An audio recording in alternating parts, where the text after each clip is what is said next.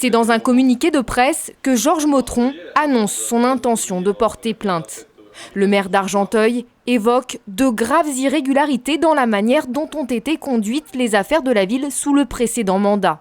Élu en mars dernier, il assure avoir réuni de nombreux éléments suffisamment sérieux et préjudiciables. Il y a eu des commandes de passer officieusement, parce qu'elles ne pouvaient pas l'être officiellement, puisqu'il n'y avait plus d'argent dans les caisses. Donc il nous restait en 2014 à éponger tout cela. Il nous reste en 2014 à éponger tout cela. Ça s'appelle de la cavalerie, et la cavalerie est punissable. La municipalité évoque d'ailleurs une sérieuse menace de mise sous tutelle.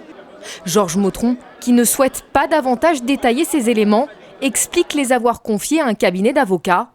Selon ce dernier, ces documents pourraient être qualifiés de favoritisme, faux et usage de faux, complicité et recel.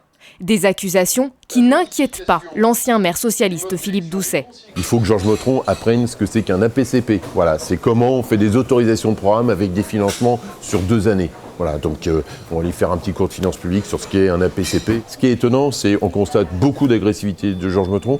Puis le plus étonnant encore, j'ai l'impression qu'il n'est pas encore maire. Il faut peut-être qu'il devienne maire, qu'il se mette vraiment au travail, au service de l'intérêt général des Argenteuillais. La municipalité annonce qu'elle va porter plainte auprès du procureur de la République avant le 15 juillet prochain.